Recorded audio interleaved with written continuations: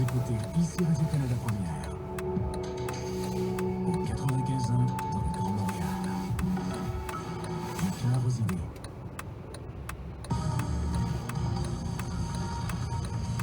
Ce matin, au Radio-Journal, identité numérique, la solution de Québec pour réduire les risques de fraude. On est tous très conscients qu'il y a un certain niveau d'urgence. L'aluminium sacrifié sur l'autel du libre-échange, l'industrie dénonce l'ALENA 2.0. Il n'y a aucune entente possible si l'aluminium et l'acier sont pas égaux. Et puis la COP25, un baptême de feu pour le nouveau ministre fédéral de l'Environnement, qui va défendre Trans Mountain. C'est pas plus facile, bien sûr. Ici Maxime Coutier, bonjour. Vol d'identité. Au moment où Desjardins s'enlise dans les scandales, le Québec cherche des moyens pour limiter la fraude et le piratage. Radio-Canada a appris que le gouvernement Legault veut créer une identité numérique pour tous ses citoyens d'ici 2021. Alexandre Duval suit le dossier. Alexandre, concrètement, ça veut dire quoi? Il y a deux volets principaux à ce projet-là, Maxime. D'une part, la création de cette fameuse identité numérique en tant que telle, qui sera virtuelle, qui sera encryptée et qui va permettre de confirmer que c'est bel et bien vous qui utilisez les services de l'État en ligne et non pas un fraudeur qui aurait mis la main sur vos données personnelles, par exemple. D'autre part, le gouvernement va créer une application mobile qui va regrouper toutes vos sources d'identité actuelles du gouvernement provincial, permis de conduire, carte d'assurance maladie, et donc vous pourrez vous identifier auprès du gouvernement avec votre téléphone intelligent plutôt qu'avec des documents papier. Du côté des experts, on en dit quoi? Bon, on dit c'est un pas dans la bonne direction, mais il y a des défis, et l'un de ces défis-là, c'est de savoir sur quoi reposera la future identité numérique. Le gouvernement lui dit on pourrait avoir recours à la biométrie, par exemple les empreintes digitales, mais l'expert en cybersécurité Pascal Fortin, lui, a des réserves par rapport à cette avenue-là. On ne peut pas changer notre anatomie, on ne peut pas changer notre ADN. Qui nous sommes, c'est le facteur d'identification qui est généralement le plus fort, mais c'est aussi un peu un talon d'Achille lorsque, si on perd l'information biométrique à notre sujet, ça peut avoir de très graves conséquences pour toute notre vie. Ce projet d'identité numérique doit voir le jour au plus tard début 2021 et le ministre responsable du dossier, Éric Kerr, n'a pas voulu s'avancer sur les coûts pour l'instant. Merci Alexandre. Je vous en prie. Vous sentez maintenant, les médecins spécialistes ont approuvé avec une importante majorité hier soir l'entente conclue avec le gouvernement Legault sur le remboursement de leurs augmentations de salaire. Les détails de l'entente seront dévoilés aujourd'hui, mais selon nos sources, ce sont environ 500 millions de dollars qui seront récupérés chaque année. La pertinence aussi de certaines primes serait réévaluée. Politique fédérale. Le nouvel accord Canada-États-Unis-Mexique est loin de réjouir tout le monde. À peine signé, déjà des voix s'élèvent contre cette nouvelle mouture qui doit encore être ratifiée. Le Bloc québécois accuse les libéraux d'avoir laissé tomber l'industrie québécoise de l'aluminium. Et le Bloc prévient que sans correctif, il va voter contre. On en parle avec Louis Blouin à Ottawa. Louis, qu'est-ce qui cause problème? Les représentants de l'industrie de l'aluminium sont déçus parce qu'ils ne profiteront pas des mêmes protections que le secteur de l'acier, lui, vient d'obtenir dans cette nouvelle mouture du traité commercial. Ils auraient aimé que soient colmatés des échappatoires qui permettront au Mexique d'importer à faible coût de l'aluminium de la Chine. Un désavantage pour l'industrie canadienne, croit Jean Simard de l'Association de l'aluminium du Canada. Là, ce qu'on est en train de créer, c'est un monstre au Mexique. C'est une cour arrière de la Chine qui va permettre au Mexique d'avoir des gains de compétitivité qui vont à l'encontre de la logique même de l'accord, du nouvel accord de libre-échange. Ces inquiétudes ont trouvé écho au Parlement canadien. Le Bloc se dit même prêt à voter contre la mise en œuvre de l'accord. Écoutons Yves-François Blanchet. Si tant est que quelqu'un pense que le Bloc québécois va voter en faveur d'un traité qui sacrifie l'aluminium québécois, ce sera non. Les conservateurs et les néo-démocrates attendent de voir le texte en détail avant de se prononcer. Le gouvernement Trudeau se défend, affirme que l'industrie de l'aluminium a fait des gains nets en comparaison à l'ancien traité commercial si on considère d'autres dispositions, notamment celle qui prévoit qu'un minimum de 70% d'aluminium nord-américain pourrait désormais entrer dans la fabrication des automobiles. Appelé à réagir, le premier ministre du Québec, François Legault, s'est montré prudent. Il abordera le sujet lors de sa rencontre avec le premier ministre Justin Trudeau vendredi. Merci Louis. Je vous en prie. L'étoile montante du tennis canadien Bianca Andreescu pourrait de nouveau être récompensée aujourd'hui. Notre correspondante sur ses traces en Roumanie. Reportage dans quelques minutes. Environnement maintenant, la conférence des Nations sur le climat se poursuit à Madrid de la COP25. Le nouveau ministre fédéral de l'Environnement est sur place pour participer aux négociations. Il doit aussi défendre la réputation du Canada, ternie depuis l'achat du pipeline Trans Mountain. Notre envoyé spécial, Étienne Leblanc, l'a rencontré.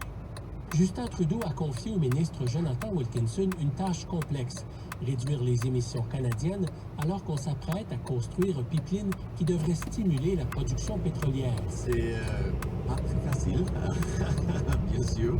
Il lui faudra résoudre la quadrature du cercle et affronter les critiques. Par exemple, lundi à Madrid, le Canada a gagné la 3e place du fossile du jour, un prix citron remis par les ONG à la COP25 aux mauvais joueurs de la journée. C'était pour souligner les contradictions de la position canadienne entre climat et pipeline. Jonathan Wilkinson parle d'une période de transition. Dans cette période, nous voulons avoir les ressources naturelles du Canada, gagner l'argent pour avoir une économie forte, mais aussi pour avoir les investissements dans la transition. Experte des questions climatiques chez Équiterre, Caroline Brouillette critique cette position. Le problème du Canada, c'est que c'est un acteur collaboratif qui joue un rôle important à l'international, mais à la maison, on n'adresse pas l'éléphant dans la pièce qui est l'expansion continue du secteur pétrolier et gazier.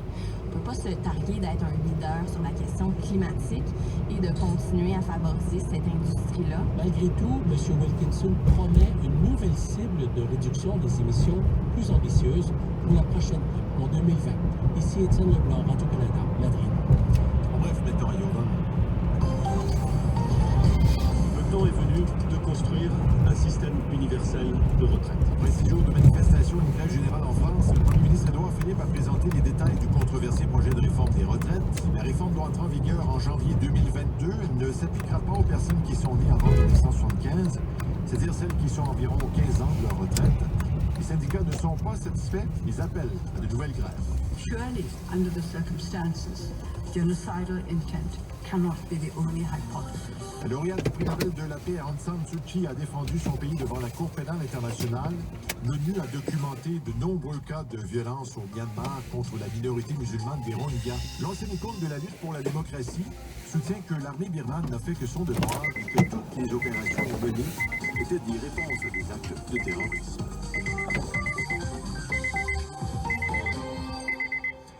Le sport maintenant, après le titre d'athlète par excellence au Canada, Bianca Andreescu pourrait être récompensée aujourd'hui par la WTA. Elle est en nomination pour le prix de joueuse de tennis de l'année, celui de la révélation de l'année. La jeune athlète de 19 ans qui vit près de Toronto a grandi en Roumanie. C'est là qu'elle a appris à manier la raquette, une influence déterminante pour la suite de sa carrière. Tamara Terescu a profité d'un récent voyage là-bas pour aller à la rencontre de ses proches. Tous les jours de beau temps, les mordus de tennis se donnent rendez-vous ici, sur le terrain, à Pitești. On pourrait dire que l'école de Gabriel Histake est un laboratoire pour les jeunes talents roumains. Son propre fils, Radu, est un athlète décoré. Il avait 7 ans quand il a commencé à jouer avec une petite fille du même âge qui venait tout juste d'arriver du Canada. Bianca was special. Bianca était unique. I don't have words to describe Bianca. Am avut un feeling extraordinar. Comme entraîneur, j'ai tout de suite eu un sentiment extraordinaire avec elle, dit Gabriel. Seriozitate, ambiție.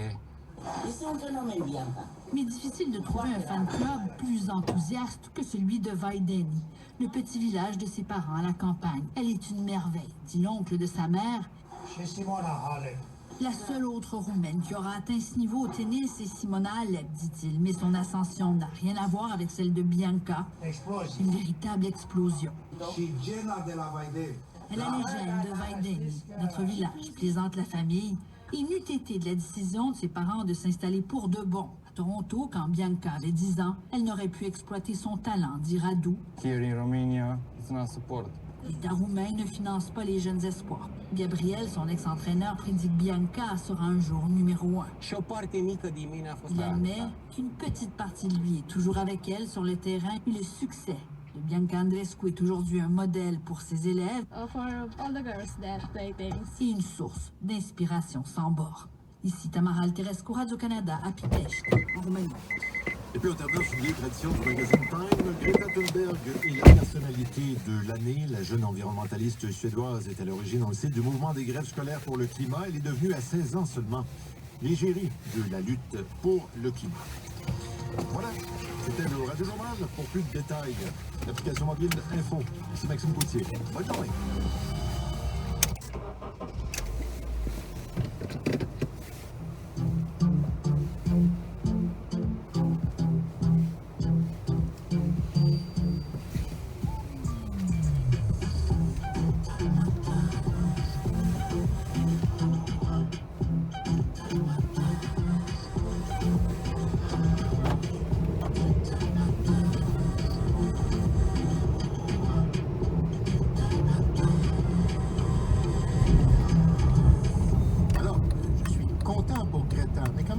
Déçu, j'aurais bien aimé voir Paul et Fred être nommés personnalité Time de l'année, personnalité au pluriel. Oui. Non, mais je trouve que ça je vous voyais. Fred nuit à ma candidature. Je vous voyais ensemble sur la couverture du Time. On a pu faire de jolies photos. Oui, 2020 arrivera rapidement. Oui, tout à fait. On aurait titré OK Boomer. C'est une blague. Messieurs, vous allez nous parler de quoi dans la prochaine heure? De réforme du mode de scrutin, c'est la faute de Fred. Ben, c'est mon sujet. Il y a eu des amendements récemment à ce projet de loi déposé plus tôt cet automne. Et je trouvais, pourquoi pas parler de ça, parce que moi, je suis un partisan de la réforme du mode de scrutin. Alors, on va essayer de convaincre les gens que la démocratie est encore quelque chose d'important et qu'on doit en discuter. Alors, on vous retrouve tout à l'heure avec ce sujet que vous allez rendre passionnant, j'en suis convaincu. On va essayer. On parlait de personnalité, on en a toute une avec nous, un monument, je devrais dire même, j'allais dire, de la culture autochtone, des cultures autochtones. Joséphine Bacon, poète, parolière, réalisatrice aussi, qui sera avec nous pour nous parler de sa participation au spectacle Lexique de 13 mots autochtones qui donne un sens. Ce sera présenté dès ce soir au théâtre d'aujourd'hui. Et aussi, on va parler de Montréal.ca, mais juste avant des nouvelles de la 40, si vous êtes dans le bout de Repentigny, il y a des complications. Oui, oui, non, en fait, oui, merci beaucoup. Céline, c'est l'auditrice qui me signalait l'arrivée, elle, de l'ouest de l'île. Et j'avais parlé d'un accident tout à l'heure, 40 Est, à la hauteur de la 13. Bien, il n'y a plus rien. Et ça roule très, très bien ce matin. Non, vraiment, on s'en tire quand même une belle heure de pointe pour les gens de l'ouest de l'île. Repentigny, c'est terminé, mais ça ralentit beaucoup à l'approche de l'échangeur Anjou, par contre.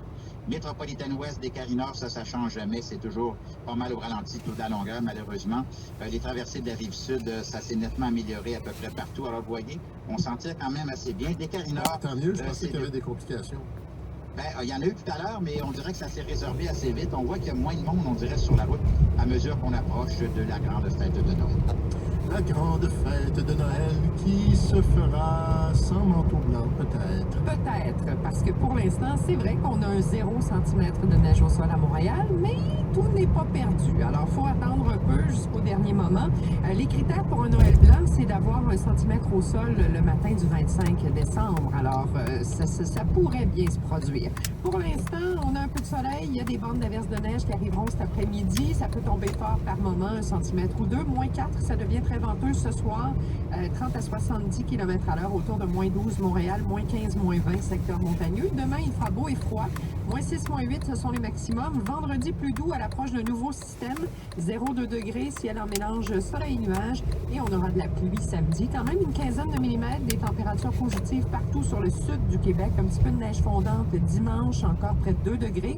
Et c'est dans la semaine prochaine qu'on aura du temps plus froid et possiblement un petit peu de neige juste avant Noël. Mais pour le moment, ce matin, -11 et sans neige, effectivement. Alors, Montréal.ca, de quoi s'agit-il exactement? Ben, c'est la ville, tout simplement, de Montréal qui devient, en fait, une ville intelligente pour vrai. On en discute avec François Croteau, maire de l'arrondissement de Rosemont-la-Petite-Patrie. Il est responsable de ce dossier, c'est-à-dire de la ville intelligente à la ville de Montréal. Monsieur Croteau, bonjour. Bonjour, M. Masbourian. Alors là, ça va faire plaisir aux Montréalais qui sont un peu, qui sont rebutés à l'idée de faire la file pour obtenir un permis X, Y ou Z. C'est quoi Montréal.ca? C'est deux choses. C'est tout d'abord une transformation du site Internet de la Ville de Montréal, donc une nouvelle vitrine web qui permet